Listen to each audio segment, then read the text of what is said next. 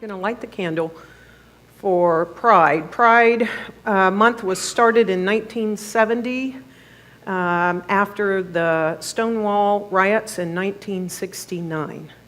And it's a way of LGBTQIA identified people to have a sense of pride, a sense of worth, a sense of centeredness, and a sense of belonging in the world. So first I'll light the candle. This is why we always have a backup. And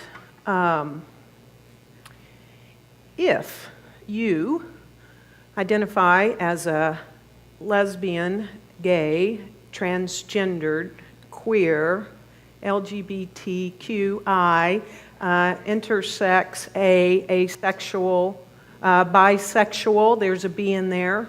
If you feel comfortable and identify with any of those letters or a letter I didn't even include, I invite you to stand if you feel comfortable. If not, stand inside yourself. If you have a family member that identifies at one of those letters, I invite you to stand if you feel comfortable. If you have a close friend that you know identifies with one of those letters, will you please stand if you feel comfortable? If you have ever heard of, seen one, touched one, worked with one, come in conflict with one, anyone that you might think identifies with one of those letters and you're willing and able, would you stand? Yes, so look around. Look at us all standing for this. You know, we've come a long way. There might have been a time where no one would stand in this moment and either self-identify or say that they have someone in their family or that they have a close friend.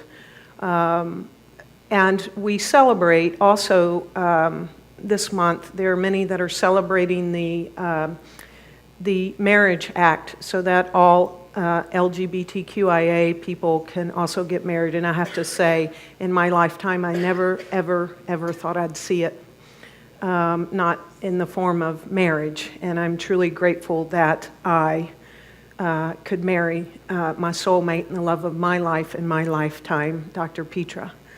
And so we just hold, because sometimes we take one step forward, and sometimes on a lot of things in humanity, we take two steps back. And we are taking some steps back and have been taking some steps back for several years.